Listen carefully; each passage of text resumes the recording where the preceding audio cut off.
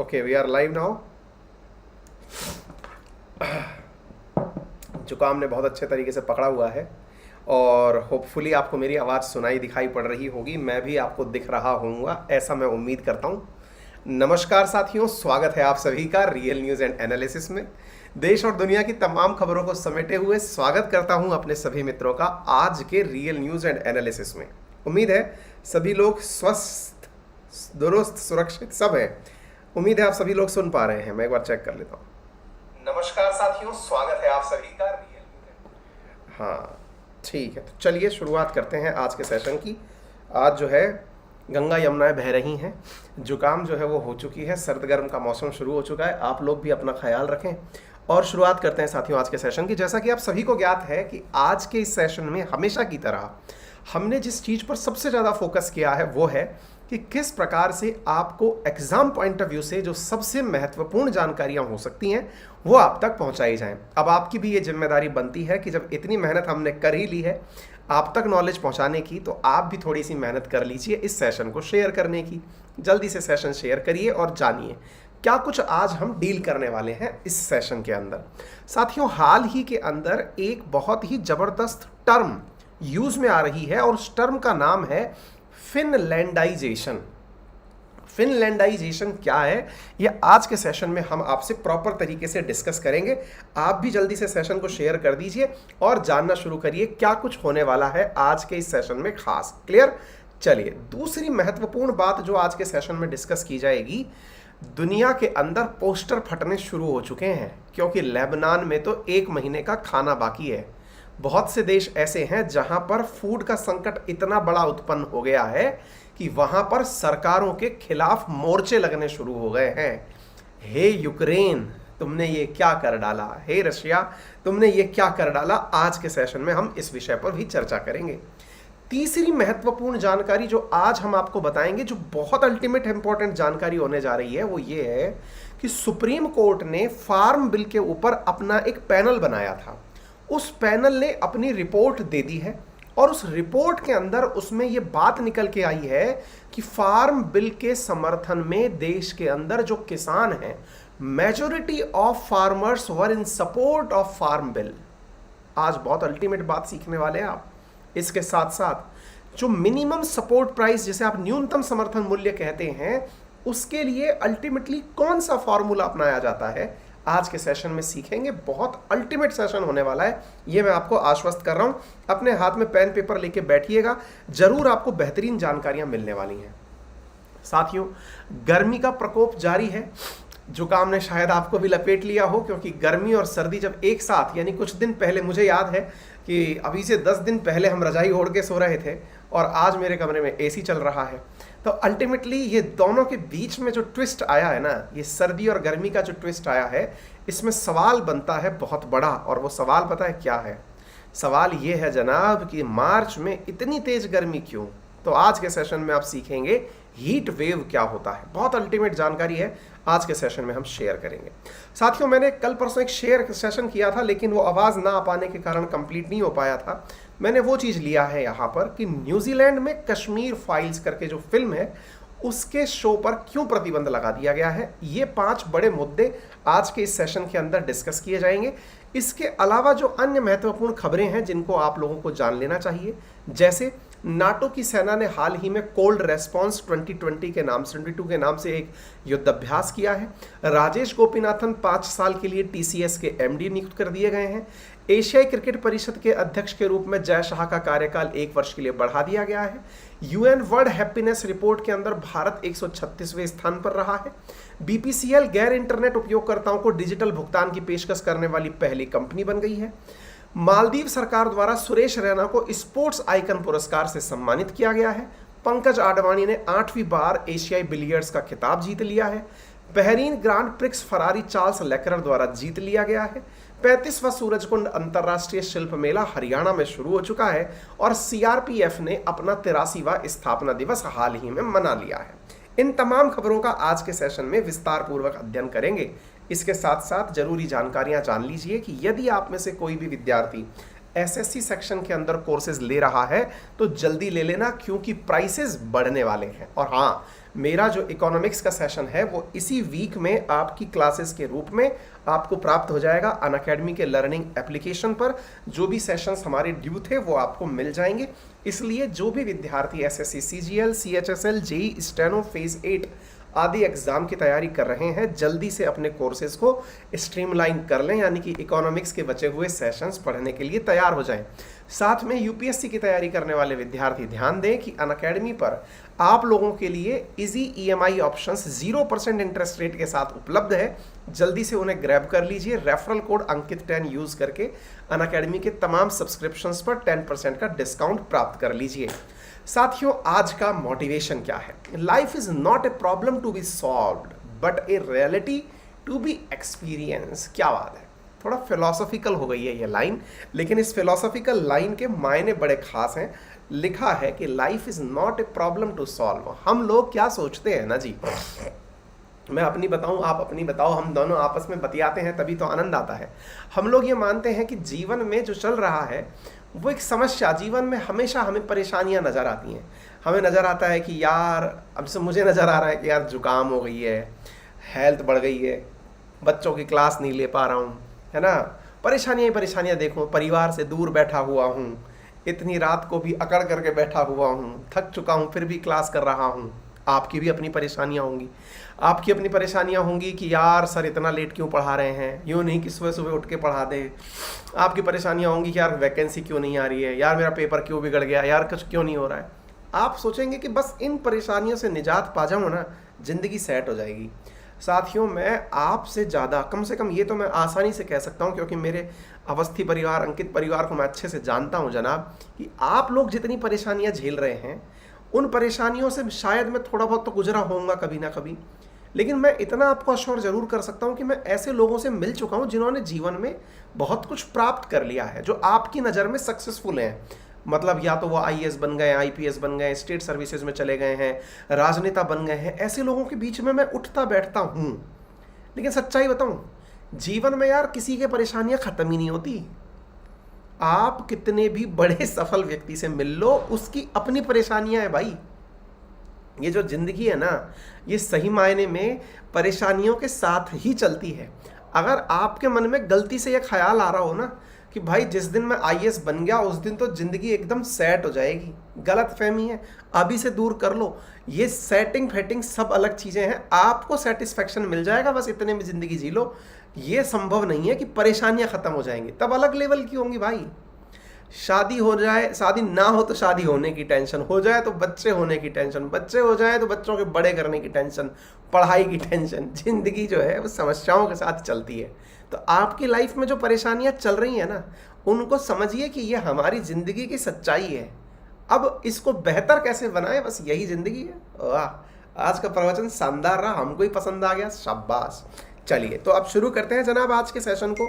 मेरे साथ में मेरे प्यारे साथी उपस्थित हो चुके हैं।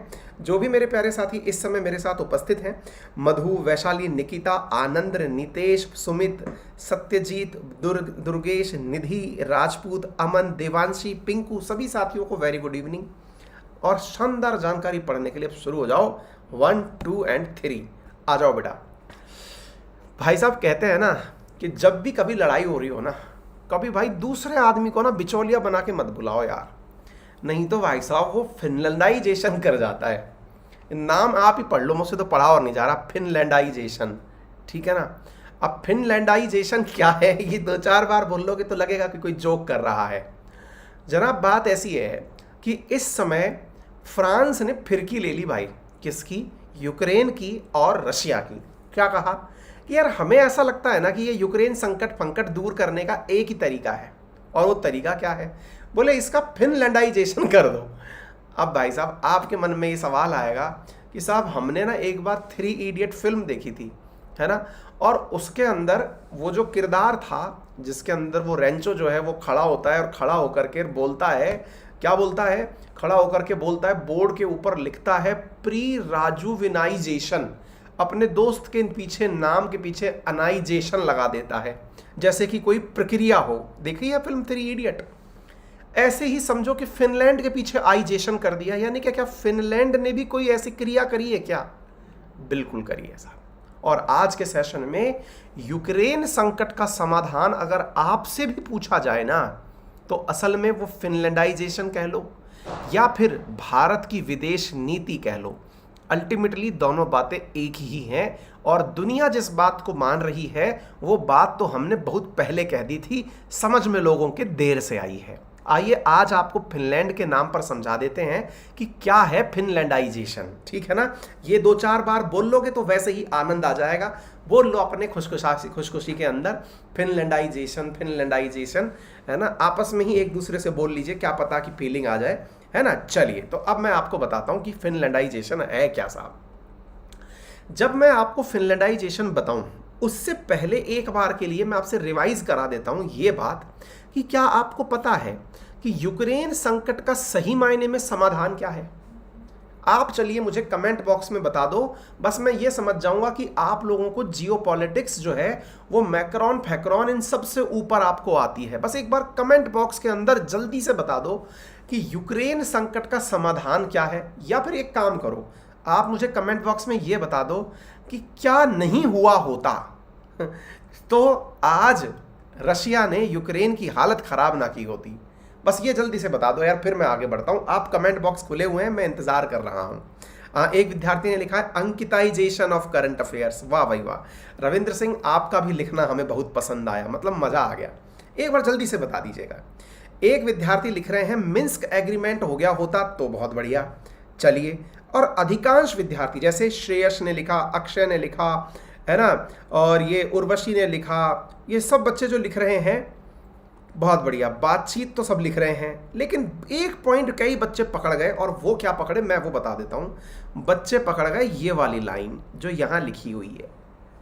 अगर गलती से ये जो कॉमेडियन आदमी है ना, ये नाटो के प्रति दीवानगी ना दिखाता, है ना, नॉर्थ अटलांटिक ट्रीटी ऑर्गेनाइजेशन के प्रति दीवानगी ना दिखाता, तो यार ये आदमी भी मतलब जो है ना इसके साथ इतना तो दुर्व्यवहार नहीं करता।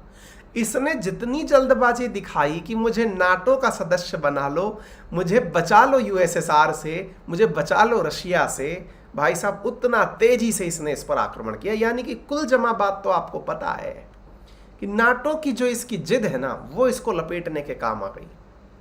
अब आते हैं फिनलैंडाइजेशन पर। क्या है कहानी, आइए इस बात को हम समझें, लेकिन एक बार के लिए आपको दुनिया का मैप दिखा दें ताकि बेहतरीन तरीके से आपको दुनिया का हिस्सा समझ में आ जाए। मेरे प्यारे साथियों, थोड़ा सा वर्ल्ड इतिहास भी दोहरा लो। वर्ल्ड इतिहास कुछ इस प्रकार से है जनाब, जब द्वितीय विश्व युद्ध खत्म हुआ था ना, देखिए ये बार बार बताई हुई बातें हैं जनाब, लेकिन फिर भी हमको क्या पुरानी बातें दोहराने में थोड़ा आनंद कभी कभार आ जाता है। जल्दी से सुन लो। 1939 से 45 के बीच में जब सेकेंड वर्ल्ड वॉर चला, तो सेकेंड वर्ल्ड वॉर में जीतने वालों में शामिल हुआ अमेरिका, उसके साथ साथ दूसरा देश शामिल हुआ, उसका नाम था यूएसएसआर। हालांकि पिछलग्गू देशों के रूप में जीतने वालों में फ्रांस भी था और यूके भी था, लेकिन जो सबसे ज्यादा पैसे वाले देश बनकर निकल के आए उनमें दो का ही नाम था, एक का नाम यूएसए और दूसरे का नाम यूएसएसआर था। क्लियर। यूएसए नाम का जो देश है ये अपनी एक नीति के लिए जाना जाता था जिसका नाम है पूंजीवादी नीति। आप लोगों को ये बात पता होनी चाहिए, जिन्हें नहीं पता है शून्य से समझ लीजिए। और यूएसएसआर जो था ना साथियों, इसकी नीति हुआ करती थी और उसका नाम था साम्यवादी नीति। कौन सी नीति? साम्यवादी, जिसे आप कम्युनिस्ट विचारधारा कहते हैं, या फिर यूं समझिए सर्वहारा वर्ग का शासन, यानी कि एक प्रकार से अमीरों के स्थान पर आम जन के हाथ में ताकत हो। जीतने वाली दोनों शक्तियां चूंकि विचारधारा के रूप में एक दूसरे के खिलाफ थी, इसलिए जीतने के तुरंत बाद दोनों में बड़ा कौन, साम्यवादी बढ़े कि पूंजीवादी बढ़े, यानी कैपिटलिस्ट बढ़े कि कम्युनिस्ट बढ़े, इस बात पर इन दोनों में आपसी लड़ाई होना शुरू हुई, जिसे हम शीत युद्ध के नाम से जानते हैं। ठीक है। शीत युद्ध के दौर में अमेरिका और यूएसएसआर ने दुनिया भर के सभी देशों को अपनी अपनी विचारधारा के अनुसार खुद में मिलाने की कोशिश करना शुरू किया। अमेरिका ने यूरोप के देशों से कहा कि मेरे प्यारे बच्चों, तुम्हारी हालत बहुत खराब हो गई है, युद्ध में आपस में लड़ झगड़ के मरे हो, फ्रांस और जर्मनी खूब लड़े, इधर हिटलर, इधर फ्रांस और इधर से यूके, तुम लोग खूब लड़ झगड़ लिए। अब तुमको पैसे की जरूरत होगी क्योंकि तुम बर्बाद हो चुके हो। अब चूंकि तुम बर्बाद हो चुके हो, पैसे वैसे की जरूरत होगी तो हमसे ले लो। इधर की तरफ बैठा हुआ अमेरिका इन यूरोप के देशों से कहता है कि अगर तुम लोगों ने मुझसे पैसा ले लिया तो बस आने वाले सालों में अमेरिका जिंदाबाद के नारे लगाना। अगर ये कर गए तो मैं तुम लोगों के साथ में जुड़कर काम करने को तैयार हूं। इस प्रक्रिया को जिसमें पैसे ऑफर किए गए थे, इसे मार्शल प्लान नाम दिया गया जनाब। क्या नाम दिया गया? मार्शल प्लान नाम दिया गया। बहुत इंपॉर्टेंट है, बहुत खास है, इसलिए समझ जाइएगा, काफी ज्यादा इंपॉर्टेंट है। और वो क्या है? इसका नाम है साथियों मार्शल प्लान। अमेरिका ने यूरोप के देशों से कहा कि यदि तुम लोग मेरे साथ जुड़ जाओगे, भविष्य में यूएसएसआर के साथ नहीं जाओगे, तो मैं तुम्हें बहुत सारा पैसा दूंगा। आप पूछेंगे कितना पैसा देगा सर? मेरे प्यारे साथियों, 1948 में अमेरिका ने यूरोप के देशों को पैसे दिए $13 बिलियन। कितने? $13 बिलियन। भैया ये कितना होता है? आप में से कई लोग कहेंगे ये भी कोई मतलब है? $13 बिलियन क्या होता है सर? अभी अभी जापान इंडिया आया था, $42 बिलियन दे के गया है, तो ये $13 बिलियन तो क्या है? एक मिनट ठंड रखो। 1948 में $13 बिलियन, यदि 1948 के हिसाब से आज का भाव लगाऊं ना बेटा, तो मैंने वैल्यू निकाली थी, आज के हिसाब से ये पैसा बनता है $115 बिलियन। कितना बेटा? $115 बिलियन। ये इतना पैसा है ना भैया कि आज पाकिस्तान को 2 बार खरीद लो इतने में आप। चाइना ने $60 बिलियन में आधा पाकिस्तान खरीद लिया। सोच के देखो, $115 बिलियन। इतना पैसा अमेरिका ने यूरोप में इन्फ्यूज किया द्वितीय विश्व युद्ध जीतने के बाद, और कंडीशन एक ही रखी कि तुम बस लॉन्ग लिव अमेरिका का नाटक करोगे। यूके ने कहा कि जनाब पूरी दुनिया के ऊपर हमने अपना कब्जा करके रखा, इस विश्व युद्ध के अंदर हम पूरी तरह बर्बाद हो गए। अमेरिका वालों तुम तो बस पैसा दे दो, बाकी तुम जो कहोगे वो हम कर लेंगे और जिंदगी भर कर लेंगे। बोले ठीक है। अमेरिका ने आज की कीमत पर जो ये $115 बिलियन है, उस समय की कीमत पर जो $13 बिलियन था, इसका आधा धन इस यूनाइटेड किंगडम को दे दिया, यानी 50% हिस्सा। यानी कि एक प्रकार से ये समझो कि जिस पाकिस्तान को हम चीन के खिलाफ बिकने पर बहुत बेचारे को भला बुरा कहते हैं, ऐसी स्थिति यूके के साथ आज से 70 साल पहले हो चुकी है। पूरा यूके बिक गया अमेरिका के पास मार्शल प्लान के नाम से, मात्र और मात्र उस समय के $6.5 बिलियन में। आज की कीमत पर अगर मैं बात करूं तो लगभग $57 बिलियन के अंदर पूरा यूनाइटेड किंगडम अमेरिका के सामने बिक गया। इसका अर्थ यह हुआ कि जिंदगी भर के लिए इनने कहा कि अब हम अमेरिका के ही साथ रहेंगे। क्या आपको यह बात समझ में आ रही है? अगर आ रही हो तो वीडियो के नीचे एकदम लाइक का बटन है, शेयर का बटन है, चैनल पर सब्सक्राइब का बटन है, दबाते चलना। फिर आगे क्या हुआ, इसको आगे सुनिए। सर इनका क्या हुआ? ये जो बेचारे फ्रांस थे, जर्मनी थे, इन सबको अमेरिका ने पैसा बांटा, लेकिन यूके सारा अधिकांश पैसा लेके चला गया। जर्मनी के 2 हिस्से हो चुके थे बच्चों उस समय। ये था वेस्टर्न जर्मनी। वेस्टर्न जर्मनी को 12% ऑफ 13, यानी कि एक तरह से समझिए उस समय का $3 बिलियन जो है, ये वेस्टर्न जर्मनी को यानी $30 बिलियन के आसपास दिया गया। ऐसे ही फ्रांस को कुल रकम का 8% दिया गया, यानी कि एक प्रकार से समझिएगा कि फ्रांस को भी $1 बिलियन के आसपास धन दे दिया गया। यानी इतना धन इनको दिया गया और कहा कि तुम सब अब अमेरिका के समर्थक हो जाओ। इधर यूएसएसआर बैठा था। अच्छा बेटा, मतलब तुम्हारे पास पैसा है तो तुम क्या यूरोप को खरीद लोगे? तो अमेरिका ने कहा खरीद लेंगे नहीं बेटा, खरीद लिए हैं। यूएसएसआर ने कहा हल्के में मत लेना, हम कहां से कहां तक हैं बताएं क्या? बोले बताओ। बोले ये हाँ यूएसएसआर हैं। आपको भी मैं बता दूं मेरे प्यारे साथियों, ये उस समय का यूएसएसआर था जिसको मैं अब आपके सामने मार्का से दिखा रहा हूं। एक बार जरा देख लीजिए, ये उस समय का यूएसएसआर था, है ना। तो बोले हम इतने बड़े यूएसएसआर, ये यूक्रेन फुक्रेन सब यूएसएसआर हुआ करते थे उस समय। तो एक प्रकार से अमेरिका ने इस तरफ का जो यूरोप था, जिसको आप पश्चिमी यूरोप कह सकते हैं, इसको खरीद लिया मार्शल प्लान के नाम पर। यूएसएसआर ने कहा हाय राम, ये तो बिक गया, अब क्या करें? अब ईस्ट यूरोप को हम खरीदेंगे। और ईस्ट यूरोप को खरीदने के लिए उस समय के यूएसएसआर ने एक प्लान बनाया और उसे कहा जाता है मोलोटोव प्लान। क्या कहा जाता है? Molotov plan. क्या कहा जाता है? Molotov plan. एक तरफ से मोलोटोव प्लान था और दूसरी तरफ से मार्शल प्लान था। दोनों का मतलब केवल एक ही था कि कैसे यूरोप को खरीदा जाए। आज यूरोप वाले दुनिया वालों को ज्ञान देते हुए दिखाई पड़ते हैं, लेकिन बेटा ये अपना जमीर बहुत पहले बेच चुके हैं, है ना। आज हम बेचारे चाइना को भला बुरा कहते हैं कि वो पैसे से लोगों को खरीद रहा है। अरे वो कुछ और नहीं कर रहा है, वो जो ये काम करके बैठे हैं बस उनको दोहरा रहा है। समझे कि आज जाके चाइना ईरान को खरीद लेता है, कि यूएई को खरीद लेता है, कि अफ्रीका को खरीद लेता है, कि श्रीलंका को खरीद लेता है, कि पाकिस्तान को खरीद लेता है। आज उसके पास पैसा आया है तो खरीद रहा है, पहले तुम्हारे पास था तुम खरीद लिए, है कि नहीं? अच्छा, तो फिर एक बात बताइए सर, आज की कहानी में ये सारी बात बता क्यों रहे हो? हम इसलिए बता रहे हैं ना, क्योंकि अब जो आपको फिनलैंडाइजेशन सुनाएंगे वो आपको आनंद देने वाला है। और वो क्या है?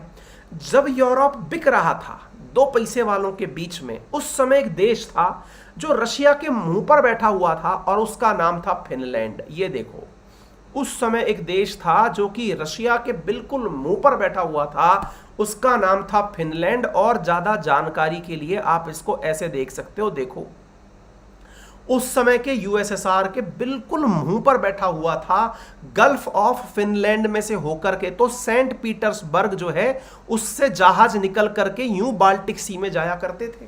साथ में रशिया के साथ, ये रशिया ऐसे नहीं होता था, पहले यूएसएसआर होता था, ये एस्टोनिया, लातविया, लिथुआनिया, कैलिनग्राड, ये बेलारूस, ये पूरा यूएसएसआर होता था।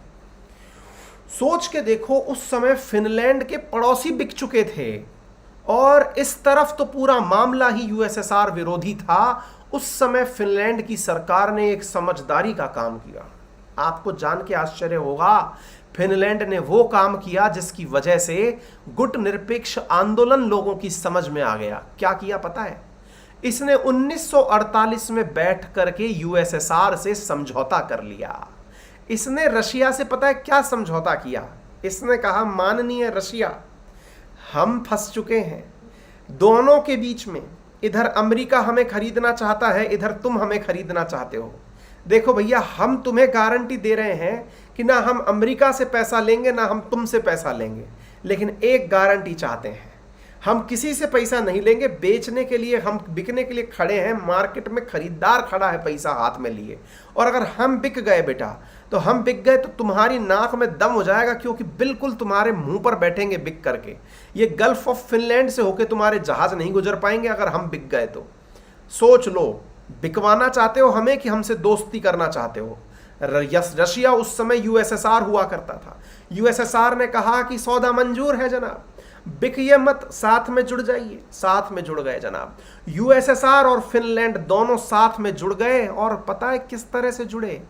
ये कहा कि देखिए, हम आपके गठबंधन में शामिल नहीं हो रहे हैं, हम अमेरिका से भी दोस्ती रखेंगे, हम आपसे भी दोस्ती रखेंगे, लेकिन ना तो हम नाटो में जाएंगे और ना ही हम वार्सा पैक्ट में जाएंगे, ना तो हम अमेरिका वाले सैन्य गठबंधन में जाएंगे और ना ही आपके नेतृत्व में बन रहे वार्सा पैक्ट में जाएंगे।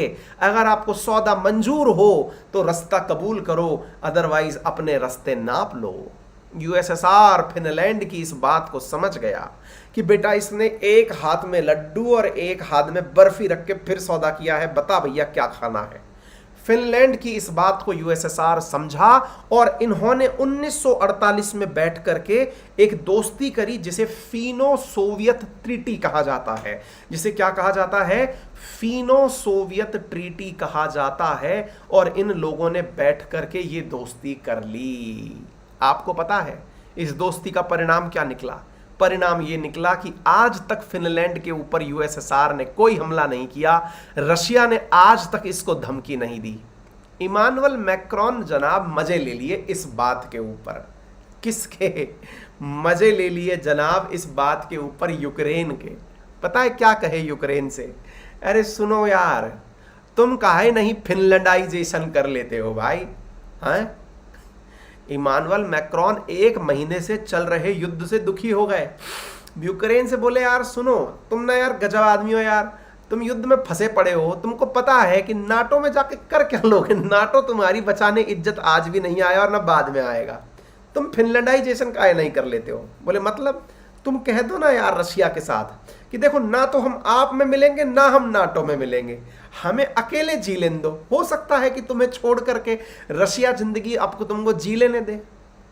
क्या निकला सार, क्या निकला? शुरुआत में हमने आपको क्या बताया था कि युद्ध रोकने का केवल एक ही तरीका है, और बताइए वो क्या है? कि यूक्रेन ये कह दे कि हम नाटो का सदस्य नहीं बनेंगे। यही तो कहे थे हम आपको। इधर देखिएगा, इधर देखिए जनाब, हमने आपसे कहा था यूक्रेन ये कह दे कि हम नाटो का सदस्य नहीं बनेंगे, सारी गलतियां लेनी देनी माफ चूक सब हो जाएंगी। आपके सामने सारी कहानी। उम्मीद है आपको समझ में आ गया होगा कि क्या चल रहा है दुनियादारी। अरे जनाब कुछ नहीं है, फिनलैंडाइजेशन चल रहा है, लेना देना कुछ नहीं है। यूक्रेन को अल्टीमेटली सब लोग अब दबे शब्दों में यही समझा रहे हैं कि सुनो यार, बड़ा तेजू सिंह मत बनो, खामखा तुम्हारे तेजूपंथी के चक्कर में दुनिया भूखमरी की सवार हो रखी है। तुम अपना नेतागिरी कभी चमका लेना यार, चक्कर क्या पड़ रहा है? शांति रखो, कह दो कि यार हम साथ में रह लेंगे, कोई झगड़ा पानी नहीं करेंगे, खामखा निपटा दिए। अब आप पूछेंगे कि सर एक बात बताइए, क्या आपने इनडायरेक्टली ये नहीं कह दिया कि भारत की नीति अपना लो? बस फ्रांस को शायद हमारी बात थोड़ी कम समझ में आई, क्योंकि इससे नाम हमारा बड़ा हो जाता। क्या भारत भी तो इतने समय से यही कह रहा है कि अरे भैया गुट निरपेक्ष रहो, किसी भी गुट का सदस्य मत बनो। भारत भी तो नहीं बना था, भारत भी तो उस समय ना तो नाटो में गया ना वार्सा में गया, हमने तो अपना गुट बना लिया जिसका नाम नॉन अलाइन मूवमेंट था, गुट निरपेक्ष नीति था। हमने कहा किसी गुट में शामिल नहीं होंगे, जिसको जो बनाना है बना लो। जनाब अल्टीमेटली ना फिर से वही कहेंगे, भारत की कूटनीति जो है वो दुनिया को दबे शब्दों में समझ में आ रही है। बात सिर्फ ये है कि वो पूरी तरह से भारत की नीति को समझने के लिए दुनिया भर के लोग आपस में कन्फ्यूजियाए पड़े हैं। बाकी पूरी तरह से भारत की नीति ही सर्वोपरि चल रही है। उम्मीद है आप सभी साथियों को ये बात समझ में आ गई हो, क्लियर हो गया हो कि हम आपसे क्या कहना चाह रहे हैं। ठीक है ना? तो जनाब ये सारी जानकारियां हम बहुत पहले आपको दे दिए हैं। ये सारी जानकारी जो भी पीडीएफ पर हमने सारी बातें लिखी हैं, ये सारी जानकारी आपको लिखित में दे दी गई हैं। आपको ये सब जानकारियां एज इट इज हमारे टेलीग्राम चैनल अंकित अवस्थी सर पर क्लास पूरी होने के बाद मिल जाएगा। और आज हमने टीम को बता दिया है कि पहले ही दे दिया जाए आप सबको। बातें जो हमने समझाई हैं वो सब लिखित में दे दी हैं, आप भी पढ़ लेना, हमने आसान भाषा में समझा दिया है। ठीक है ना? एक बालक जो है वो बहुत देर से कह रहा है, रंजीत कुमार नाम है, कि आज मेरा नाम ले लो। रंजीत तुम्हारा नाम ले दिए हैं, अब बताओ तुम क्या करोगे? 2 बार लाइक मत कर देना सेशन को, नहीं तो 0 हो जाएगा, है कि नहीं? ठीक है, तो उम्मीद है कि सभी साथियों को ये बात समझ में आ गई हो। ठीक है बेटा, चलिए आगे बढ़ते हैं एक अलग सवाल पर। आज मैं आपको एक जानकारी दे दूं, ध्यान से सुनना। आज का क्वेश्चन नंबर 3, क्वेश्चन नंबर 4, 2 बहुत अल्टीमेट क्वेश्चंस हैं। उन दोनों में मैं कुछ कंसेप्ट सिखाऊंगा आपको, वो आपको जरूर सीखने चाहिए। वो इंडिया के करंट अफेयर्स में एमएसपी और कृषि बिल के ऊपर एक बहुत अल्टीमेट आंसर तैयार करवाएंगे आपका। वो तैयार करना बहुत प्यारा सवाल है, मैं आपको बताता हूं। अभी फिलहाल के लिए थोड़ा आगे बढ़ते हैं। आपको मालूम होगा कि दुनिया भर में इस समय फूड क्राइसिस के परिणाम आने, रुझान आने शुरू हो गए हैं। जैसे नहीं होता है कि चुनाव होता है तो चुनाव के तुरंत बाद में चुनाव के रुझान आने शुरू हो जाते हैं कि साहब कौन सी पार्टी बढ़त बनाएगी, कौन सी पार्टी पीछे रह जाएगी, किसकी सरकार बनेगी, किसकी नहीं बनेगी। युद्ध के भी रुझान आने शुरू हो चुके हैं जनाब। तो युद्ध के रुझानों में मैंने आपको बताया कि भारत का फॉरेक्स कम हो गया है। मैंने आपको बताया कि दुनिया भर में जो अनाज लिए कटोरे में फिरता है यूक्रेन, रशिया ने उसी कटोरे पर धमाका बोल दिया। दुनिया भूखी मर रही है जनाब। भूख के हालात बताएं आपको, आप देख नहीं पाएंगे, बहुत बुरा हाल चल रहा है जनाब इस समय। जनाब जरा न्यूज़ पर गौर फरमाएं, क्या हालत हो रखी है, एक बार के लिए देख लीजिए आप। कुछ न्यूज़ दिखाता हूं आपको ताकि आपको ये समझ में आ जाए। हालत ये है मेरे प्यारे साथियों, कुछ न्यूज़ देखिए, आपको समझ में आ जाएगा कि थाईलैंड के अंदर लोग होर्डिंग लेके घूम रहे हैं भूख के मारे। लेबनान में 1 महीने का अनाज बचा है खाने के लिए, सोच के देखिएगा। साथियों इराक के अंदर प्रोटेस्ट हो रहे हैं क्योंकि खाने के लिए दाने नहीं बचे हैं। विचार करिए, युद्ध किसने लड़ा? यूक्रेन और रशिया ने। किसने सबसे ज्यादा दुर्गति करवाई? अमेरिका ने। वॉर क्रिमिनल का टैग किसको दिलवाया? रशिया को, कि अमेरिका वाले कह रहे हैं कि वॉर क्रिमिनल कहो रशिया को। लेकिन हो क्या रहा है? भूखा कौन मर रहा है? भूखा मर रहा है जनाब इराक, भूखा मर रहा है जनाब थाईलैंड, लेबनान, यमन। हालत खराब है जनाब। न्यूज देखिए, लेबनान के अंदर सरकार ने कह दिया है कि केवल 1 महीने का गेहूं बचा है हमारे पास। इराक के अंदर तो सड़कों पर लोग उतर आए हैं। लोगों का कहना है कि इतना ज्यादा प्राइस बढ़ चुका है भोजन का, करें क्या? हंगरी ने सभी प्रकार के अनाज का इंपोर्ट रोक दिया है, क्योंकि इतना महंगा अनाज खरीदेंगे तो वैसे ही हंगरी वाला हंगरी हो जाएगा। रियल में हंगरी का मतलब भूखा हो जाएगा। विचार करिए, लेबनान के अंदर व्हीट जो है वो 1 महीने तक का ही भोजन पूरा कर सकता है। स्थितियां आपके सामने हैं। अल्बेरिया न्यूज की, इराक के प्रोटेस्ट की। विचार करिए, रशिया ने जब से यूक्रेन पर धमधावा बोला है, हालात कितने खराब हैं इसका अंदाजा आप इससे लगा लो कि इंडोनेशिया के अंदर खाद्यान्नों की बढ़ी कीमत के चलते हुए पाम ऑयल का एक्सपोर्ट रोक दिया है। हंगरी ने ग्रेन एक्सपोर्ट रोक दिया है। सर्बिया ने वेजिटेबल ऑयल एक्सपोर्ट रोक दिया है। कह रहे हैं कि युद्ध के कारण हमारा सामान आएगा ही जाएगा नहीं। और इसी बीच में मैंने आपको एक न्यूज और पढ़ाई थी जिसमें आपको मालूम होगा कि मिस्र समेत दुनिया के लगभग 12 देश ऐसे हैं जो भारत से गेहूं परचेज करने के लिए लाइन में लगे हुए हैं कि आप हमें अपना गेहूं बेच दो। खाद्यान्न संकट, भुखमरी, अरे ये विश्व युद्ध नहीं तो क्या है जनाब। मुझे लगता है कि ये बहुत बड़ी स्थिति है, इसे समझने की जरूरत है। एक दिन पहले ही मैंने आपको ये पढ़ाया है, रूस को छोड़ करके मिस्र जो है वो भारत से गेहूं परचेज कर रहा है। ये जानकारी मैंने आपको एक दिन पहले ही कराई है। उम्मीद है आप लोगों को पता चल जाए। फूड प्राइसेस का बढ़ना, वैल्यू सिस्टम के अंदर सप्लाई चेन का बाधित होना दुनिया भर के लोगों को इस समय भुखमरी के नतीजे दिखा रहा है। हालात इतने खराब हैं कि कई जगह पर तो 1 महीने के अंदर 70% तक अनाज की कीमतों में वृद्धि हो चुकी है। आप देख सकते हैं यहां पर ये जो आपको जो येलो रंग में दिख रही चीजें हैं, इससे आपको पता चल रहा है कि विश्व के अंदर आधी दुनिया ऐसी है मेरे प्यारे साथियों जहां पर फूड की इनसिक्योरिटी है और कई जगह सीवियर फूड इनसिक्योरिटी चल रही है। दुनिया भर को उम्मीदें किन 2 देशों से थी? रशिया से और यूक्रेन से थी। आप पूछेंगे ऐसा क्यों? याद होगा ज्योग्राफी के अंदर यह सवाल बहुत बार पढ़ाया जाता है कि दुनिया में अनाज का कटोरा कहा जाता है यूक्रेन।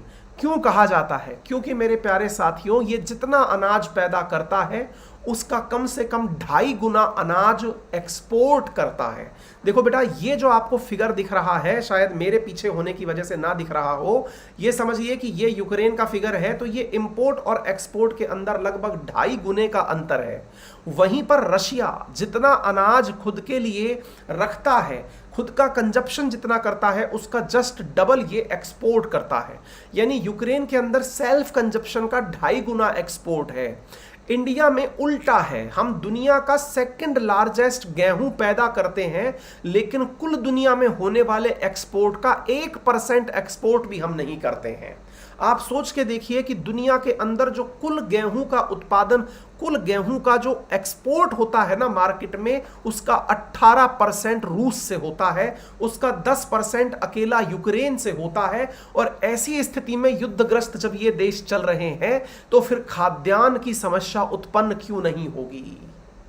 मेरे प्यारे साथियों, एक बहुत गंभीर प्रश्न है और ये इतना गंभीर प्रश्न है कि इस प्रश्न को आप सबको बहुत गंभीरता से समझना चाहिए। देखिए, आप सोचते होंगे कि आपके सोचने से क्या फर्क पड़ता है। बहुत फर्क पड़ता है, क्योंकि असल में आप और हम जो है ना, अब सामान्य नागरिक नहीं है। हम देश का वो युवा है जिसके द्वारा किस प्रकार की न्यूज़ देखी जा रही है, किस प्रकार के विषयों पर चर्चा की जा रही है, ये सरकार को भी पता चलता है। आज आप और हम जो ये बातें कर रहे हैं ना, ये सरकार के पास भी जा रही हैं। आपके किसी ना किसी ट्विटर से, आपके किसी ना किसी सोशल मीडिया से, यूट्यूब से सरकारी तंत्र को सब पता चल रहा है कि देश किस बारे में चिंतित है। अमेरिका के प्रतिबंधों से चिंतित है या अमेरिका के लालच से प्रतिबंधित है? देखिए, आप सोच के देखिए, आज ये हालत पैदा क्यों हुए? क्योंकि अमेरिका ने अल्टीमेटली किया क्या मेरे प्यारे साथियों? अमेरिका ने यूक्रेन को अपने साथ लेने का लालच दिया और उससे सारा मसला बिगड़ गया, और वो मसला बिगड़ा और रशिया जो है वो उसके ऊपर कूद पड़ा। परिणाम आपके सामने है। उम्मीद है आपको मेरी बात समझ में आ गई होगी। अब इसी बीच में एक और बड़ी बात आपको समझ में आनी चाहिए, इसके बारे में भी मैंने आपको सेशन कराया था, आपको याद होगा। हाल ही में रूस ने दुनिया को समझाया था कि देखो, तुम लोग मुझ पर प्रतिबंध लगा रहे हो, पहले यह डिसाइड कर लो कि असली दुश्मन कौन है, मैं दुश्मन हूं या अमेरिका दुश्मन है। वो अमेरिका जो मुझ पर प्रतिबंध लगा के पूरी दुनिया को संकट में डाल रहा है। कैसे? आप रूस को देखिए एक बार के लिए। रूस ने कहा कि अल्टीमेटली मेरे यहां पर फर्टिलाइजर पैदा होता है, दुनिया का जितना भी फर्टिलाइजर पैदा होता है ना, आपको मालूम होना चाहिए भारत जो है लगभग आधा अपने उपयोग में आने वाला जो उर्वरक है, फर्टिलाइजर है, वो इंपोर्ट करता है। आप सोच के देखिए कि दुनिया के कुल एक्सपोर्ट का 15% फर्टिलाइजर अकेला रूस एक्सपोर्ट करता है। ऐसी स्थिति में यदि अमेरिका के द्वारा प्रतिबंध लगा दिए जाते हैं, जहाजों से सामान आके नहीं निकल पाता है, तो अल्टीमेटली खाद्यान्नों का संकट तो पैदावार पर भी पड़ेगा। आप इस प्रकार से सोचिए कि अभी तो खाने के लिए भोजन नहीं है, बाद में उगाने के लिए भी आपके पास अनाज नहीं होगा, क्योंकि फर्टिलाइजर्स का आप एक्सपोर्ट इंपोर्ट रोक दे रहे हैं। अल्टीमेटली इस युद्ध का जो परिणाम है ना, वो 2 देशों तक सीमित रह सकता था, लेकिन इसका वैश्विक जो परिणाम है, ये अमेरिका जैसे विकसित राष्ट्रों ने, अमेरिका और यूरोप जैसे विकसित राष्ट्रों ने अपने प्रभाव को दुनिया के गरीब देशों पर लाद दिया है। ये समझने की बहुत बड़ी जरूरत है, ठीक है ना भाई। ये 2 देशों का आपसी मैटर था। आज भारत पाकिस्तान के ऊपर चढ़ाई कर दे, भारत पाकिस्तान को कल अपने आप में मिला ले, ये हमारा अपना मामला है भाई। हमारा बालक है, हमसे नाराज होकर के गया हुआ है, हमारा हक बनता है कि नहीं बनता है कि हम उसको गले लगाएं, हम उसके पास जाएं, उसके घर में रहें, उसके साथ में उठे बैठे, उसे अपने साथ में लेकर के आएं? ये हमारा हक बनता है कि नहीं बनता है? ऐसी स्थिति में मान लीजिए कि अमेरिका आ जाए और कहने लगे कि नहीं, भारत ने गलत तरीके से पाकिस्तान पर कब्जा कर लिया। अरे भाई, तो ऐसी स्थिति में तुम खामखा क्यों बीच में आ रहे हो यार? हमारा आपसी मसला है, कभी भाइयों के बीच में लड़ाई हो जाती है, कभी बाप बेटे के बीच में लड़ाई हो जाती है, तो बाप होता है, मनाने जाता है कि नहीं जाता है? रशिया भी वही कर रहा है, बड़ा भाई है छोटे भाई को साथ में लेने की कोशिश कर रहा है कि तुम गलत रास्ते पे जा रहे हो, हैं? अब ऐसी स्थिति में कल को अगर हम पाकिस्तान को मिला लिए अपने आप में, तो क्या फिर से आप ये बात मानोगे? हम तो नहीं मानेंगे, हम लड़ाई कर लेंगे, नाराज हो जाएंगे, हम खामखा बातें करा लो। हाँ, ठीक है। तो उम्मीद है कि आप लोगों को ये बात अच्छे से समझ में आ गई होगी कि वर्ल्ड के अंदर जो फूड का क्राइसिस है, वो अब केवल और केवल एक वजह से नहीं है, अपितु पूरी तरह से दुनिया के प्रभाव क्षेत्र का उस पर प्रभाव पड़ रहा है, ठीक है ना। आपको मैं कुछ तथ्य बता दूं, दुनिया भर के अंदर जितना सोयाबीन का तेल, ये सनफ्लावर जो होता है ना, सूरजमुखी जो है, वो एक्सपोर्ट होता है, उसका मेजर जो एरिया है वो यूक्रेन के द्वारा किया जाता है। साथियों, यूनाइटेड नेशंस की बात माने, वर्ल्ड फूड प्रोग्राम की अगर हम बात माने ना, तो 35 मिलियन लोग अभी ऐसे हैं जो भयंकर भुखमरी की रिस्क पर चल रहे हैं। ये बहुत बड़ी बात है। यूक्रेन की वजह से ग्लोबल फूड क्राइसिस पैदा होगा, ये बात मानकर चलिए। वर्ल्ड फूड प्रोग्राम की बात माने तो ये मान लीजिए कि पूरी दुनिया में $71 मिलियन का खर्चा जो है ना, वो 3.8 मिलियन लोगों के राशन के ऊपर बढ़ चुका है। ये एक अलग फिगर है साथियों, जिसकी वजह से दुनिया भर के अंदर तमाम प्रकार के संकटों को यहां पर देखा जा रहा है। लेबनान के अंदर व्हीट क्राइसिस है, ये आपको समझ में आ जाना चाहिए, ठीक है ना। उम्मीद है कि ये सारी बातें समझ में आ गई होगी। अब ट्यूनीशिया के अंदर क्या हुआ है कि ये इसका चेहरा देखो यार एक बार, ये तो हम खुद भी नहीं देखे हैं। कुछ याद आ रहा है इसका? बताओ किस इसके कलाकार से इसका चेहरा मिलता है? आपको याद है वो कौन सी, अरे यार वो मिस्टर इंडिया के अंदर अमरीश पुरी था ना, क्या नाम था उसका? अमरीश पुरी किस रोल में था वो याद नहीं आ रहा है आपको इसको देख करके? और अग्निपथ का वो संजय दत्त लग रहा है। ये देखो, ट्यूनीशिया का प्रेसिडेंट कह रहा है कि declare war on food profiteering, मतलब अगर किसी ने खाद्यान्न का रोक करके उसके ऊपर ज्यादा कीमत वसूली तो उसके ऊपर युद्ध हो जाएगा। दुनिया भर में भाई साहब अनाज की लड़ाई होगी। मैं कह रहा हूं आपसे, आप देख लो, आने वाला संकट बहुत बड़ा है भाई। लेकिन इस बीच में भारत जो है ना, वो दुनिया के लिए उम्मीद की किरण बन सकता है। पता है आपको भारत कहां खड़ा है? आप सोच के देखिए, दुनिया के देशों में जहां 1 महीने का अनाज बचा है, भारत अपने अगले 3 सालों का, आप सोचिए कि भारत की 140 करोड़ आबादी जो है उसको भोजन कराया जा सके, ऐसा भोजन हम अगले 3 सालों के लिए अपने पास इकट्ठा करके रखे हुए हैं। आप इससे अंदाजा लगाइए भारत के पास में जो कुल खाद्यान्न है ना, इसका अंदाजा आप इस बात से लगा, मोगेम्बो, हाँ मुझे भी मोगेम्बो की याद आई इसकी वजह से, है ना। आप इससे अंदाजा लगा लीजिए कि ये यहाँ पर जो मतलब इसके पास में जो कुल खाद्यान्न बचा है ना, इसका अंदाजा आप इस भारत के पास से दुनिया की उम्मीदें क्यों बढ़ रही हैं वो मैं आपको बता दूं। क्योंकि भारत जो है उसकी जो सबसे इंपॉर्टेंट चीज़ है वो ये है कि हमारे पास में दुनिया के कुल खाद्यान्न का मतलब अपने पास आने वाली 140 करोड़ आबादी को अगले 3 सालों तक भोजन कराने के लिए पैसा है। That means we are very much efficient कि हम आने वाले परिवारों का भोजन दे सकें, उनका घर भर सकें, ये हमारे पास साधन उपलब्ध हैं। ठीक है, चलिए आगे बढ़ें। चलिए, ये जो मैं क्वेश्चन कराने जा रहा हूं ना, अब यहां से आगे मैं फिर से बता दूं, ये तमाम जानकारी आपको हमारे टेलीग्राम चैनल अंकित अवस्थी सर पर प्राप्त हो जाएगी। परेशान ना हो, ये कंटेंट पूरा आज ही की रात को आपको प्राप्त हो जाएगा। ये बहुत अल्टीमेट सवाल अब हम करने जा रहे हैं, इंटरनेशनल नहीं है, ये नेशनल विषय है, लेकिन आपको जरूर करना चाहिए क्योंकि इसमें मैं आपको बहुत अल्टीमेट चीजें बताऊंगा। ठीक है ना। चलिए, एक विद्यार्थी कह रहे हैं सर आपकी हेयर स्टाइल मस्त है। बेटा छील दिया गया बगल में से, तुमको ये मस्त नजर आ रहा है, हो गजब आदमी, है ना। चलिए आइए देखते हैं साथियों, कृषि कानूनों को रद्द करने का ऐलान कब किया गया। ये तो आप सब जानते होंगे, गुरु गोविंद सिंह जयंती थी, तब प्रधानमंत्री जी ने आकर के कहा कि मैं देश के किसानों को कृषि बिल की अच्छाइयां समझाने में नाकामयाब रहा, इस वजह से मैं किसानों का ये जो बिल है ये रद्द करता हूं। ठीक है, लेकिन जनाब क्या आपको पता है कि जब कृषि बिल को लेकर के देश में प्रोटेस्ट चल रहे थे, और कृपया करके आज मैं जो इस क्वेश्चन में आपको चीजें सिखाने जा रहा हूं ना, उनको लिख लेना, हालांकि कंटेंट में भी मिल जाएंगी आपको, लेकिन बहुत बेहतरीन चीजें सीखने जा रहे हैं आप। सुप्रीम कोर्ट ने जब किसान का प्रदर्शन चल रहा था ना कृषि कानूनों के ऊपर, तब एक समिति बिठाई थी। उस समिति के अंदर 3 सदस्य थे। उस समिति ने हाल ही में अपनी रिपोर्ट जो है ना वो सार्वजनिक करना शुरू किया है, अपनी जानकारियां निकालना शुरू किया है। पता है आपको क्या जानकर आश्चर्य होगा? आपको जानकर के आश्चर्य होगा मेरे प्यारे साथियों कि जो फार्म बिल थे उनके समर्थन में उस कमेटी ने जब लोगों से समर्थन चेक किया, लोगों की जानकारी निकालना शुरू किया, तो पता चला कि देश के अंदर मैक्सिमम किसान जो था वो कृषि बिलों के समर्थन में था। इसमें कहा गया है कि 61 ऑर्गेनाइजेशंस जो किसानों के पक्ष की बात करते थे, जिसमें 3.3 करोड़ फार्मर शामिल हैं, उन्होंने इस फार्म बिल को सपोर्ट किया था। ये रिपोर्ट जो है ये सुप्रीम कोर्ट को मिली है, जो सुप्रीम कोर्ट ने उसी समय बनाई थी जब प्रोटेस्ट चल रहे थे। आपके पास में ये न्यूज़ है, आप इसे देखें। सुप्रीम कोर्ट ने जो पैनल अपॉइंट किया था ना, उसके अंदर ये बात निकल के आई है कि मेजॉरिटी ऑफ फार्मर्स जो थे वो कृषि बिल के समर्थन में थे कि भाई जो आपने हटाया है वो मत हटाइए, उनको लगे रहने दीजिए। आपको मालूम होना चाहिए भारत सरकार ने 3 सदस्यीय समिति नियुक्त की थी। किस चीज के लिए? आपको मालूम होना चाहिए कि नवंबर 2021 में भारत सरकार ने 3 कृषि बिल वापस ले लिए थे।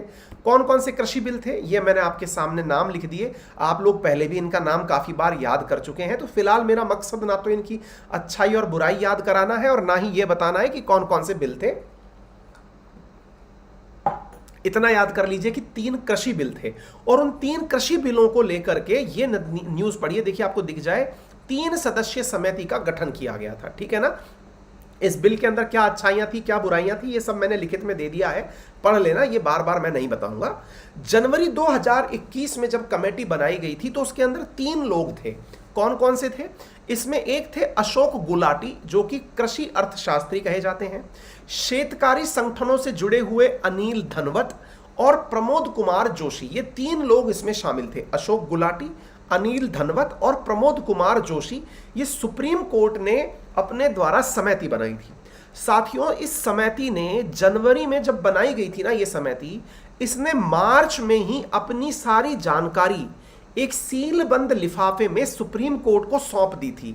सीलबंद का मतलब यह होता है कि मैंने जानकारी इकट्ठी करी, उन इकट्ठी की हुई जानकारियों को लीफलेट में डाला, बॉक्स में पैक किया, सुप्रीम कोर्ट को पकड़ा दिया कि ये लीजिए सुप्रीम कोर्ट महोदय, अब आप अपनी आवश्यकता के हिसाब से निकाल लेना इनको जब मन करे। रिपोर्ट में जो जानकारी सुप्रीम कोर्ट को दी गई वो सुप्रीम कोर्ट ने लोगों के सामने बाहर नहीं निकाली।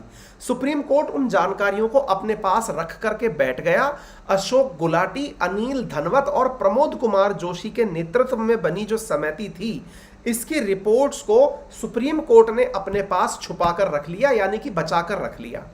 साथियों, इस रिपोर्ट के अंदर ये जो कमेटी है इसने 266 कृषि संगठनों से बातचीत करी, जिनमें किसान जो विद्रोह करने के लिए सड़क पर उतरे हुए थे वो भी शामिल थे।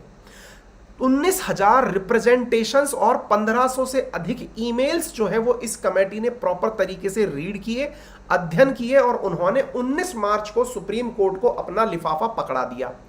धनवट समिति जो है ना, इन्होंने चीफ जस्टिस और प्राइम मिनिस्टर ऑफ मोदी को 3 बार लिखा कि एक बार के लिए वो जो रिपोर्ट हमने सौंपी है उसे आप पब्लिक में लाइए तो सही कि हमने क्या रिपोर्ट निकाली है। लेकिन सुप्रीम कोर्ट ने बार बार कहने पर भी वो रिपोर्ट पब्लिक के सामने नहीं निकाली। साथियों, सुप्रीम कोर्ट की इस कमेटी ने अपनी जो रिपोर्ट है, जब अब सारा मामला शांत हो गया, चुनाव वुनाव सब हो गए, जब एक तरह से किसानों के ऊपर या किसानों के विरोध में या समर्थन में नारेबाजी हो सकती थी, अब जाकर के सुप्रीम कोर्ट ने जब सारा मामला सेटल हो गया है, अब उस रिपोर्ट की बातें बाहर निकालना शुरू किया है और उसमें कहा है कि रिपोर्ट में जो बातें कही गई ये आपको याद रखनी चाहिए, क्योंकि आपके लिए मैंने आपसे जो कहा ना, बहुत बार याद रखिएगा, आप जब यूपीएससी का कोई क्वेश्चन लिखेंगे ना बेटा, तो उसमें एक बहुत अल्टीमेट सवाल आपसे पूछा जाता है। आपसे क्या पूछा जाएगा कि कृषि बिल आए थे लेकिन चले गए, अब क्या किया जाए जिससे कि कृषि कानूनों को और अच्छा बनाया जा सकता है। तो आप जो है ना वो अपनी सलाह मत देना। अपनी सलाह मत देना का मतलब यह है कि अपनी तरफ से सजेशन मत टिका देना, ऐसा करना चाहिए वैसा करना चाहिए, कुछ मत करना। तो फिर क्या करना, जो समितियां होती है ना उनका नाम कोट कर देना कि सुप्रीम कोर्ट के नेतृत्व में ये कमेटी बनी थी। ये सरकारी न्यायोचित कमेटियां होती हैं, इनकी रिकमेंडेशंस को आप आंसर में लिखना। तो ये वाला जो पेज है ना जिस पर मैं आपको दिख रहा हूं, ये पेज मेरे हटने के बाद में प्रॉपर तरीके से दिख जाएगा, आप इसे याद कर लेना। इस कमेटी ने क्या कहा, इसने कहा कि फसल खरीद और अन्य विवाद सुलझाने के लिए एक वैकल्पिक व्यवस्था बनाई जानी चाहिए। पहली बात तो इस कमेटी ने ये कही, ये सबसे इंपॉर्टेंट है। और साथियों, अगर ये जानकारी पसंद आ रही हो ना प्लीज लिख लेना, ये बहुत इंपॉर्टेंट है। इसमें क्या कहा गया कि फसल खरीद और जो विवाद सुलझाने के लिए ना एक अलग से वैकल्पिक व्यवस्था बनाइए। मतलब समझ में आ रहा है, एक ऑप्शनल व्यवस्था क्रिएट करिए। दूसरा, किसान और कंपनी के बीच में एग्रीमेंट बने, उनके गवाह किसान की ओर से आए, यानी कि कंपनी और किसानों के बीच में कोई एग्रीमेंट की व्यवस्था हो। बाजार में जो वस्तुओं की कीमत है वो कीमत कॉन्टेक्स्ट प्राइस से अधिक हो जाए तो इसकी समीक्षा की जानी चाहिए, और सरकार की ओर से तय की गई कीमत जो है ना उसका प्रचार प्रसार किया जाना चाहिए, जिससे किसानों को नई कीमत के बारे में जानकारी मिल सके। ये इस समिति ने अपने द्वारा सुझाव दिए थे।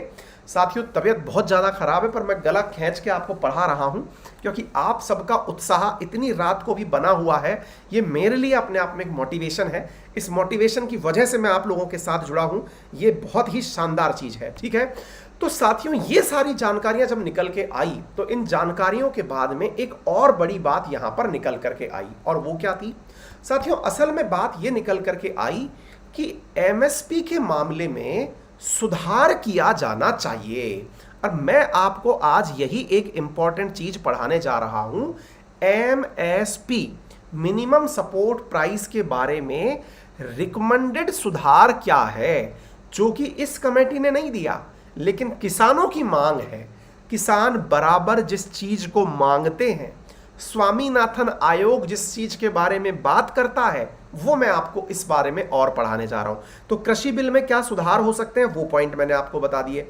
अब मैं आपको एमएसपी पढ़ाता हूं। साथियों, आपको पता होना चाहिए कि एमएसपी होता क्या है। देखो ऐसे समझिए, अपन किसान होने के नाम पर जो खेत में फसल उगाते हैं ना, उस फसल का एक न्यूनतम मूल्य तय कर दिया जाता है सरकार के द्वारा। मान लीजिए कि बच्चों आपके खेत में, जैसे मैं मेरे एग्जांपल लेता हूं कि मेरे खेत में मान लीजिए 20 मण गेहूं पैदा हुआ, 25 मण गेहूं पैदा हुआ, 2.5 मण का 1 क्विंटल होता है, मतलब कि मेरे पास मान लीजिए 10 क्विंटल गेहूं पैदा हुआ, 1000 किलो। ठीक है, अब 1000 किलो गेहूं पैदा हुआ, अब मैं इस गेहूं को मंडी में बेचने गया, मुझे अचानक साहूकार कहता है कि आपका 1000 किलो गेहूं जो है मैं तो 10 रुपए किलो खरीदूंगा। मैंने कहा भले आदमी, इसको पैदा करने में तो 15 रुपए किलो का खर्चा आया है यार, अब तुम जो हो वो 10 रुपए किलो खरीदोगे, क्यों भाई? तो साहूकार बोलता है कि देख नहीं रहे हो मंडी में इतने सारे ट्रैक्टर आए हुए हैं, मैं तो उनसे खरीद लूंगा, तुमको खरीदना है तो खरीदो, नहीं तो घर जाओ। ऐसी स्थिति में सरकार जो है ना वो क्या करती है मेरे प्यारे साथियों, देश भर के अंदर कुल 23 फसलें ऐसी हैं जिनके ऊपर सरकार जो है वो अपने हिसाब से एमएसपी का निर्धारण करती है। कितनी फसलें? ये पेपर में पूछा जाने वाला सवाल है बेटा, है ना। 23 फसलें ऐसी हैं जिनमें किसान सरकार कहती है कि सुनो, साहूकार अपनी मर्जी से रेट डिसाइड नहीं करेगा, हम डिसाइड करेंगे कि इतने में तो खरीदना ही पड़ेगा, मिनिमम इतना तो खरीदना ही पड़ेगा। अब आप पूछेंगे सर एक बात बताओ, मिनिमम कितना होता है? मैंने कहा अभी हाल मैंने क्या बोला, मुझे 15 रुपए किलो पैदा करने में खर्चा आया, अब सरकार कितने में खरीदे? अब मान लो सरकार इसको 15 रुपए में ही खरीद लेगी, तो फिर मैंने किसके लिए पैदा किया? मेरे पास तो कुछ मिला ही नहीं। ऐसी स्थिति में जो कमेटी थी ना, स्वामीनाथन कमेटी, उसने कहा कि इसका 1.5 गुना, देखिए कमेटी ने तो 2 गुना कहा था, लेकिन सरकार जो है वो उसको 1.5 गुना लेके चलती है कि इसका 1.5 गुना यानी कम से कम 22.5 रुपए तो मिलने चाहिए किसान को। सरकार ने कहा ठीक है। सरकार की साथियों एक कमेटी होती है जिसका नाम होता है सीएसीपी कमेटी। उस सीएसीपी कमेटी की रिकमेंडेशंस के आधार पर, जिसका नाम होता है commission for agriculture cost and price, ये लिख लेना बेटा, बहुत इंपॉर्टेंट है कि एमएसपी का निर्धारण कौन करता है। तो आंसर है एग्रीकल्चरल कॉस्ट एंड प्राइस को लेकर के जो कमीशन बना हुआ है ना सीएसीपी, वही निर्धारित करता है कि किस फसल की कितनी कीमत लगाई जाए। ठीक है, तो 23 फसलें ऐसी हैं जिनके ऊपर निर्धारण किया जाता है एमएसपी का। ठीक है, आगे बात सुनिए साहब। अब एक बात बताइए कि सर एक बात बताओ, ये फसलों की कीमत निर्धारित कैसे करते हैं? ये पॉइंट बहुत इंपॉर्टेंट है। क्या साथियों, फसलों की कीमत निर्धारित की जाती है A2 प्लस FL और C2 फार्मूले से कैलकुलेट होती है एमएसपी। लेकिन किसान चाहता है कि एमएसपी जो है ना वो C2 प्लस FL फार्मूले से कैलकुलेट की जाए। दोबारा सुनिए, किसान क्या चाहता है? ये आंसर में लिख लेना बेटा, बहुतों को समझ में नहीं आएगा लेकिन मैं समझाऊंगा, आप चिंता मत करो। सरकार तो कहती है कि हम A2 प्लस FL के आधार पर कीमत देंगे, यानी इसके आधार पर हम एमएसपी डिसाइड करेंगे, और किसान कहता है कि सर C2 प्लस FL के आधार पर डिसाइड कर लो। आप पूछेंगे ये क्या होता है? ये मैं बताता हूं। देखो बेटा क्या है, आज एक आप किसान है मान लीजिए, तो किसान के खेत जब खेती करने जाता है ना किसान, तो बेटा क्या होता है कि उसके घर वाले जो है ना वो भी खेती के अंदर काम करते हैं। किसान का पूरा परिवार लग जाता है उसमें, उनका बेटा, बाप, माँ, सब लोग अपने अपने हिस्से का काम कर रहे होते हैं, यानी कि फैमिली एज ए लेबर काम करती है। तो फैमिली एज ए लेबर काम करती है, तो विचार करिए कि अगर फैमिली ने लेबर की तरह काम किया और वो कहीं और काम करने जाते तो कुछ खर्चा करते या कुछ कमा के लाते, उस कीमत को जोड़ा जाता है जब एमएसपी निकाला जाता है। A2 का मतलब क्या होता है? A2 का मतलब होता है कि जब किसान ने फसल को बोया, उसके बाद से लेकर के जब वो फसल को बेचने गया, इस बीच में उसका जितना भी खर्चा हुआ वो सारा की सारा जोड़ लो।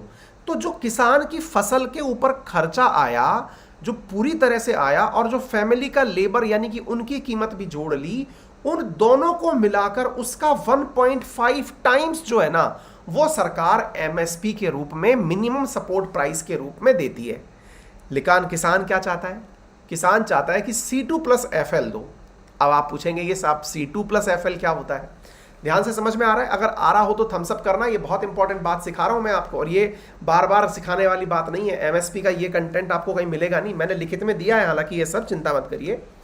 C2 प्लस FL क्या है जो किसान चाहता है, स्वामीनाथन आयोग जो चाहता है वो क्या है? C2 के अंदर देखिए, इसमें तो क्या था, किसान ने जब से फसल पैदा करी तब से लेके बेचने तक का जो भी कारनामा था ये सब लिखित में दिया है मैंने, चिंता मत करो, ये सारी बातें मैंने लिखित में दी हैं। C2 प्लस FL क्या है जो किसान चाहता है, और A2 प्लस FL क्या है ये भी मैंने आपको बताया। ठीक है, अब ये क्या है, C2 प्लस FL क्या है वो समझ लो। देखो, बीइंग ए किसान, आपको जब फसल आपने बोई और बोने से लेकर के काट कर बेचने गए तो इसमें जो भी खर्चा हुआ वो आपने A2 में काउंट कर लिया। C2 का मतलब होता है कि किसान जब बीज बोने गया था ना जनाब, तो उसके पास बीज खरीदने के भी पैसे नहीं थे। तो बोले फिर उस किसान ने बीज के स्थान पर कर्जा लिया था। वो कर्जा लेकर के फसल खरीदने गया था जनाब, बीज खरीदने गया था, उसने लोन लिया था साहब। और तो और सर, वो जो किसान ना, उसने भाड़े की जमीन किराए पर लेकर के कृषि की थी। यानी कि भारत का हर किसान सक्षम नहीं है, उसके पास जमीन नहीं है कि वो खेती कर ले। वो किसान के जमीन किराए पर लेता है, जमीन किराए पर लेता है, तब जा कर के आज जैसे मैं अपनी बताऊं कि हमारी जो खेतीबाड़ी है उस खेतीबाड़ी को हम लोग नहीं कर पा रहे हैं, तो वो किसी को हमने किराए पर दे रखी है कि भाई तुम कर लो इसका और हमें इसका रेंट दे दो। तो ऐसी स्थिति में जो किसान हमसे काम कर रहा है, हमारा काम कर रहा है, वो जो रेंटेड कमाई है, तो बेचारे उस किसान की तो कीमत खर्च हो गई ना जनाब। तो साहब आप उस किसान का ध्यान रखिए। तो बोले चाहते क्या हो? बोले हम चाहते हैं कि उस किसान ने जो कर्जा लिया, जो ब्याज दिया, उस पैसे को भी आप जोड़ो और जोड़कर उसमें उसकी फैमिली के साथ जो कमाई हुई है वो जोड़िए, और जोड़ करके अल्टीमेटली जो है ना उसका आप 1.5 टाइम दीजिए, तब जाकर एमएसपी का निर्धारण होगा। यदि आपको ये बात बेहतरीन तरीके से समझ में आ गई है ना, तो वीडियो को इसी बात पे शेयर कर दो, लाइक कर दो, जो मन में आए कर दो, क्योंकि मैंने आपको एक बहुत अल्टीमेट बात सिखाई है। इसको आप कहीं पर भी काम में ले सकते हैं। एमएसपी बता दिया मैंने, 23 फसलों पर होता है। CACP इसका निर्धारण करता है।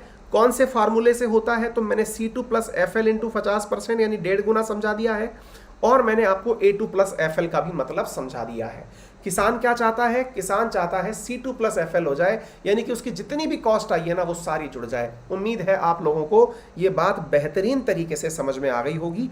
अगर ये आ गई हो तो बढ़िया, आनंद आ जाएगा। ठीक है बेटा, देखिए मैं अपनी तरफ से आपका RNA कंटिन्यू लेने की कोशिश कर रहा हूँ। आप सब भी पेशेंस बना के रखें। कभी बाई चांस अगर आपका RNA ना हो पाए तो परेशान मत होना, क्योंकि मैं भी मेरी अपनी निजी व्यस्तताओं में कहीं ना कहीं ऐसा फंस जाता हूँ कभी कभार। तो उस वजह से अपनी नाराजगी को बचा के रखना। दिल से मैं पूरा आप ही की तरह RNA से बना हूँ, DNA से बना हुआ नहीं हूँ। ठीक है ना, चिंता ना करिए, अपना RNA जो है ना वो बिल्कुल मतलब एकदम धमाल मचाएगा। ठीक है बेटा, चलिए अब एक और ज्योग्राफी का सवाल करते हैं, बहुत अल्टीमेट वाला। बेटा ज्योग्राफी का सवाल क्या है मैं बताता हूँ। आप सभी लोगों ने इन दिनों एक चीज नोटिस की होगी। क्या? इन दिनों यार भयंकर गर्मी पड़ रही है। गर्मी मार्च में 40 डिग्री सेंटीग्रेड हो गई है टेम्परेचर है। तो 40 डिग्री सेंटीग्रेड टेम्परेचर अगर हो गया है तो निश्चित ही एक बड़ा सवाल है, इतना जबरदस्त कैसे पर्यावरण में परिवर्तन आया? इस बात को समझने के लिए आज का सेशन है। मार्च में ऐसी गर्मी क्यों पड़ रही है, चिलचिलाती गर्मी। दिल्ली में तापमान 38, राजस्थान में 40 क्रॉस हो चुका है। तो इतना गर्म क्यों है मार्च? आंसर है जनाब हीट वेव। आप पूछेंगे गजब करते हो अवस्थी जी, हीट वेव मतलब ये लाइन कहने के लिए आपने इतना बड़ा सवाल बनाया? गर्म हवाओं को हीट वेव कह रहे हो आप? अरे मैंने कहा महाशय ये नहीं है। अगर हम भारत का जो मीटरोलॉजिकल डिपार्टमेंट है उसकी परिभाषा बताएं तो आपको हीट वेव पता होना चाहिए। हीट वेव लिखने से नहीं आ जाता है। तो फिर हीट वेव क्या है? तो आइए बताते हैं आपको हीट वेव क्या होता है। मेरे प्यारे साथियों, जब टेम्परेचर 40 डिग्री सेंटीग्रेड क्रॉस कर जाए तो उस स्थिति को हीट वेव कहा जाता है। नंबर दूसरा, जब टेम्परेचर सामान्य परिस्थिति से, मान लीजिए नॉर्मल टेम्परेचर 30-32 चल रहा है, अचानक 5 डिग्री सेंटीग्रेड बढ़ जाए, यानी कि 30 वाला 35 हो जाए, 32 वाला 37 हो जाए, तो इसे हीट वेव कहा जाता है। ये क्या है हीट वेव? जिसके चलते हुए IMD ने, जो भारत का मीटरोलॉजिकल डिपार्टमेंट है, उसने ऑरेंज रंग का अलर्ट जारी कर दिया है।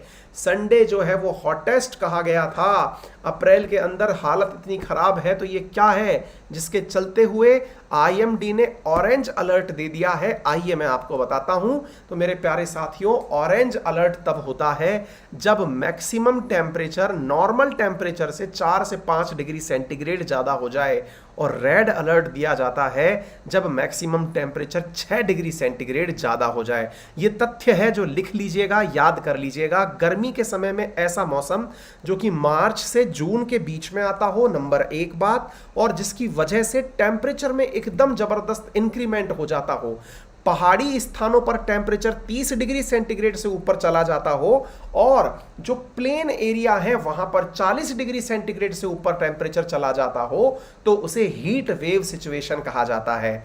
यदि नॉर्मल तापमान से 5 डिग्री सेंटीग्रेड भी बढ़ जाए तो उसे भी हीट वेव कहा जाता है। उम्मीद है आपको एक तथ्य तो समझ में आ गया होगा। अब एक सवाल और बनता है, सर एक बात बताइए, हीट वेव तो समझ में आ गया, लेकिन हमें यह बताएं आप, हीट वेव का फर्क क्या पड़ता है? मेरे प्यारे साथियों, हीट वेव की वजह से आपके अंदर कई प्रकार की बीमारियां हो सकती हैं। आपकी मसल्स में पेन हो सकता है, आंखों में जलन हो सकती है, तेज बुखार आ सकता है। इस वजह से आपके शरीर में कई जगह जकड़न आ सकती है, क्रैम्प्स पड़ सकते हैं। एकदम सन के संपर्क में आने से आपके शरीर को नुकसान हो सकता है। आप पूछेंगे ऐसा हो क्यों रहा है? ऐसा इसलिए हो रहा है क्योंकि सूरज जो है ना, अब वो उत्तरायण में जा रहा है, यानी कि हमारे नदर्न हेमिस्फीयर की तरफ सूरज चढ़ता जा रहा है।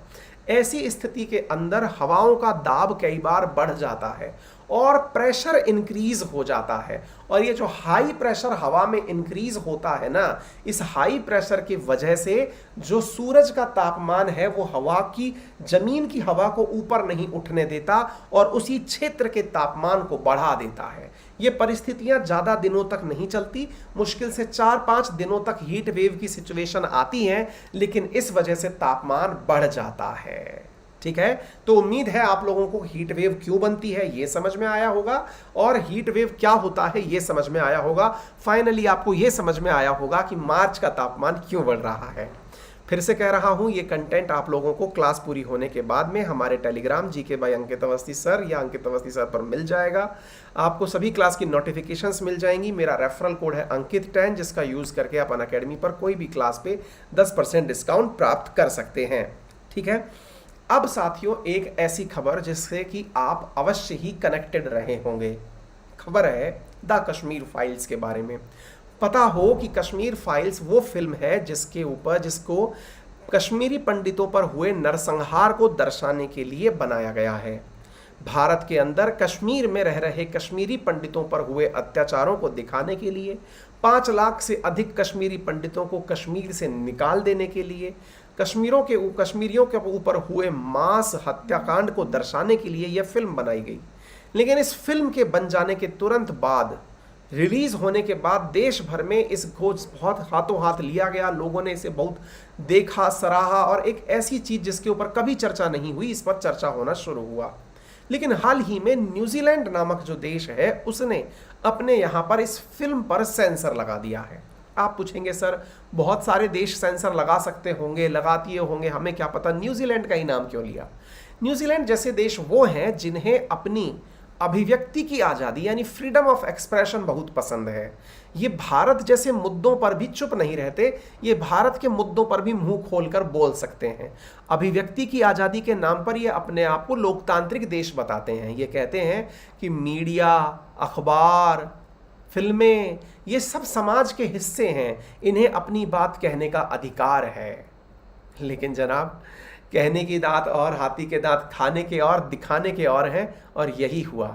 न्यूजीलैंड ने अपनी उस दोहरे चरित्र को उजागर कर दिया, और चरित्र था कि उसने इस फिल्म को बैन किया। हो सकता है उसके अपने पैमाने हों, लेकिन अभिव्यक्ति की आज़ादी पर आप केवल ये कह के कि किसी एक समाज विशेष के लोगों को बुरा लगा, इसलिए इस फिल्म को बैन कर दिया गया है।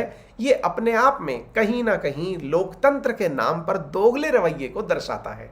और न्यूजीलैंड का ये दोगला रवैया जैसे आपको पसंद नहीं आया, हालांकि मैंने इस पर पूरा बनाया है सेशन, आप जरूर देखें, इसको इसी 2.0 चैनल पर मैंने डाला हुआ है, आप इसे देख सकते हैं।